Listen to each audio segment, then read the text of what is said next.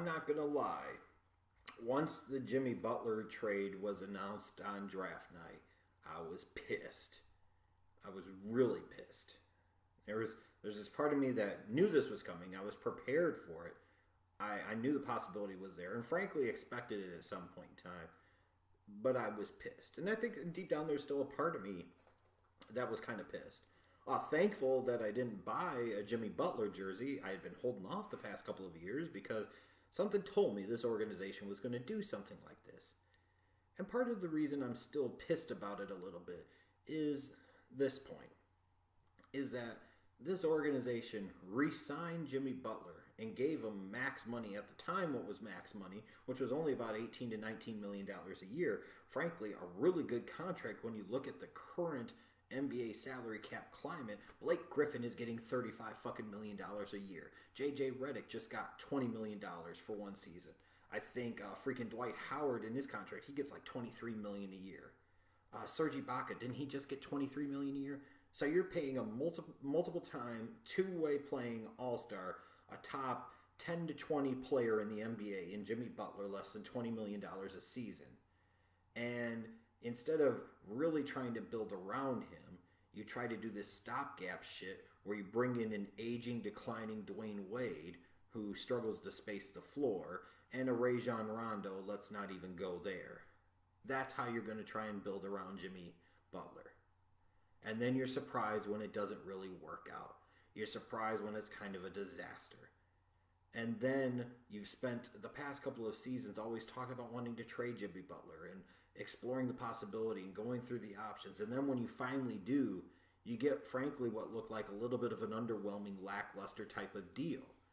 And of course, the idiots in charge of Chicago, and of course I refer to John Paxson and Gar Forman, made this way. Because they're stupid. It's that simple. They are stupid. What else can I really say other than the fact they are stupid? And a lot of people know. And this is one of these examples. Unlike where people talk about Danny Ainge sucks as general manager, but he's actually won a title, had a team go to another NBA Finals, and has his team positioned to compete now and in the future. John Paxson and Gar Forman have done none of that. They have not won a title. They have not gotten their team to the NBA Finals. Frankly, they've never really had a truly viable, relevant contender. I don't give a shit what anybody tries to tell you about that team back several years ago that faced Miami in the Eastern Conference Finals. Get off that shit. It wasn't happening, period. Doesn't matter who was there, who wasn't. It wasn't happening. They couldn't wait to run off Thibodeau, who I wasn't that sad when he left, but let's face it, they replaced him with the mayor, Fred Hoiberg, who couldn't get Iowa State in his last season out of the first round of the NCAA tournament. You were in such a hurry to run off Tibbs, and this is where you went to. I'm just saying. Yeah, because the last time this organization went down the Iowa State route, that worked so well, right, Tim Floyd? Ugh. But the real aggravation comes in, and this is my caution and warning to people like Sixers fans talking about trust the process and buying and believing into all this bullshit. Be careful what you wish for in terms of rebuilding projects, because 2 decades later you could still be right back in the same hole spinning your wheels all over again. We're now coming up on what really frankly is, depending on how you look at it, the 5th or 6th, I'd say the 5th real rebuild for this team. Once Krause couldn't wait to prove that organizations won championships, not players, and he ran off Jordan and everybody else, they were rebuilding around Elton Brand. Then 2 years later, we got bored and got even more excited because we could have 2 high school 7-footers. Let's rebuild around Tyson Chandler and Eddie Curry. Then a few years later, when that inevitably didn't work out, we're going to rebuild around Ben Gordon and Luol Deng and Kirk Heinrich. And then when that inevitably didn't work out, we're going to rebuild around the hometown kid, Derrick Rose. And when that inevitably started to go awry, it kind of became Jimmy Butler's team, but there's still that awkward element of this is Derrick Rose's team. Now we're in a position we've traded away the all-star the year after trading away the hometown kid, and now we're rebuilding again, with no real end in sight.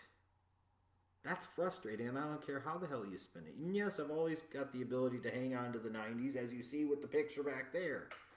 But the fact was, that was the 90s. That was still when I was in high school. It was a long time ago. And you can only coast off of that previous history for so long. And we're now coming up on almost 20 years since. Give me a break. It shouldn't take that long. I don't care who it is. But it does take that long if you have incompetent leadership that's in over its head, like Jerry Krause was at the tail end of his run in Chicago, and of course, John Paxson and Gar Forman. And when you look at this deal just in terms of what they got, to me, the thing is if you're going to trade a franchise player, and regardless of what some of the media in Chicago, some of the fans say in Chicago, Jimmy Butler was a franchise player.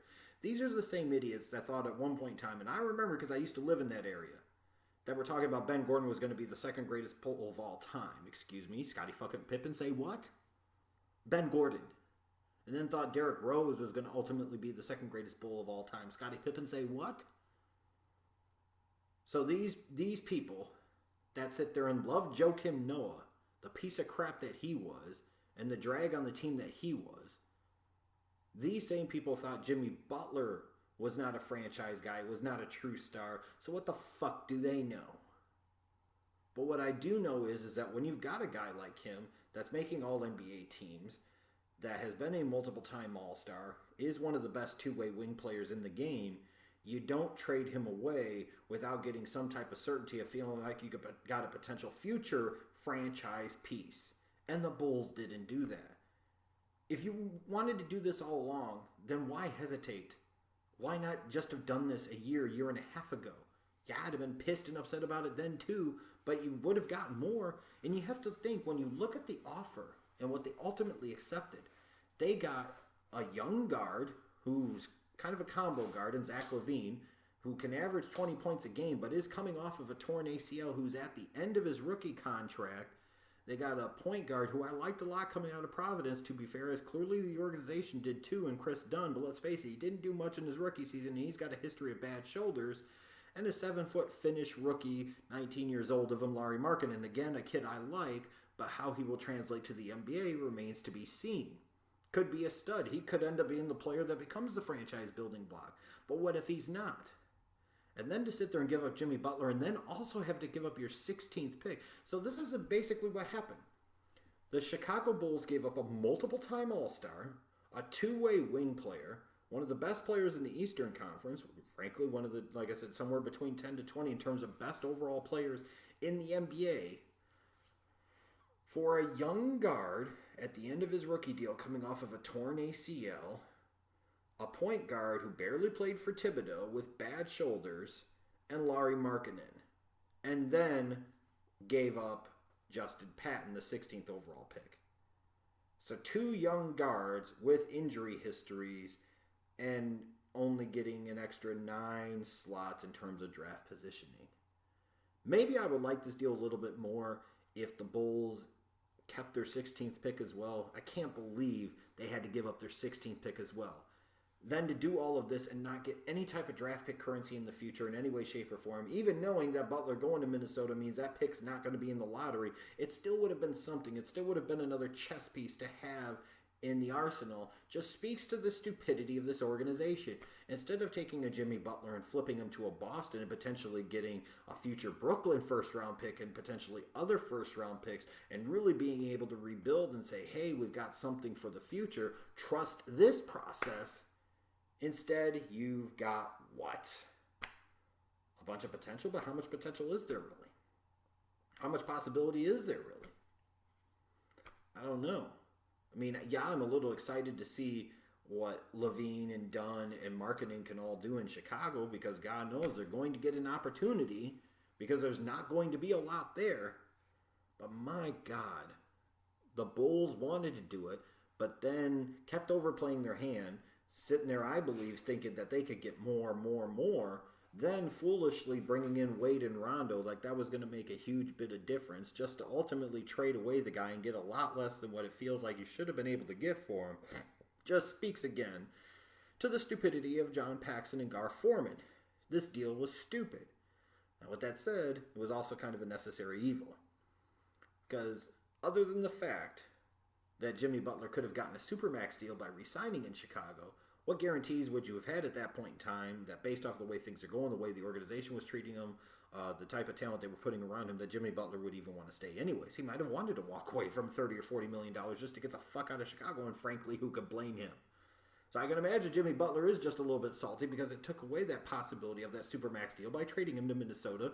But again, long term, he might not care. He goes back to his old coach in Thibodeau, who helped him become the all-star that he became. He gets to play with a young core like Karl Anthony Towns and Andrew Wiggins and newly signed point guard Jeff Teague. I think Butler's going to be happy in this situation. But the Bulls, let's be honest, even if they kept Jimmy Butler, and as much of a Jimmy Butler fan as I am, with him as your top dog, you weren't going anywhere. Even if you were able to try and get something around him, it could have potentially taken years to do so. Because having a Jimmy Butler was going to put you in a position where you're picking at the tail end of the lottery, or you're just sneaking into the playoffs and then getting bounced quickly in the first round, which is, oh my God, where the hell the Chicago Bulls were at any fucking ways. So there was no real prospects of this team winning an NBA championship anytime soon with Jimmy Butler as their best player. There's no real prospect of this organization winning championships anyways with John Paxson and Gar Forman running the show. And I think all Bulls fans agree with that assessment. So maybe it is better to get something for Jimmy Butler and get nothing. And the fact is, you still were able to get 3 players for Jimmy Butler and Justin Patton. Again, I'd feel better about the deal if you would have kept Patton too, because then I could have sat there and said, these are 4 potential future starters, or at least 4 potential future contributors. You could at least say you've spread out and redistributed the wealth a little bit. But now you're going to get to the point where you're probably going to have to keep Zach LaVine after this season, even if he comes back a step slower, even if he's not at full strength and it takes him yet another year to fully recover. You're going to end up paying a lesser player more money than you were paying Jimmy Butler on his old max contract. But I guess they had to get something, and frankly, did it matter? And the simple answer is probably not. Because they weren't going anywhere with Butler anyways. Why not deal him and start afresh? And yeah, it's frustrating because this is really rebuild number 5. And I have absolutely no confidence in John Paxson and Gar Forman and their ability to build a championship contending team. And nor does any Chicago Bulls fan, because they know what the truth and reality is of this whole situation. I'd probably feel a lot better about this if there was a more qualified person running the show, making this deal and getting players back, because then I would feel confident in the assessment. But this is the same front office that traded away the draft rights to Nurkic and Gary Harris to get fucking Doug McDermott, who is now gone. I'm just saying. So I'm still a little upset because we got to the point where trading Butler was necessary and happened. But the simple truth of the matter is, what fucking difference did it make? As they weren't going anywhere with him. They're not going anywhere without him. Might as well rebuild, try to tank, and see if in a couple of years when LeBron is no longer the LeBron that we know, maybe you get some stars in place and you can have a run at it then. That's probably not going to happen, and in 4 or 5 years I'll be talking about yet another rebuild, but don't kill my dream entirely. This deal was stupid. And it was stupid because they had to do it, but they did ultimately have to do it. Because of the incompetence of the people running the show that still ultimately made the deal, that still ultimately are running the Bulls drafts, and are still fucking in charge. For what reason, I don't think anybody knows at this point. Maybe they have pictures of Jerry Reinsdorf humping the billy goat. I don't know. I don't care. But it's time to get those 2 clowns out of this front office. Because they could be doing the same thing with Zach LaVine or Chris Dunn and or Larry Markkinen in 3 years from now, running them all the fuck out of town. And then what?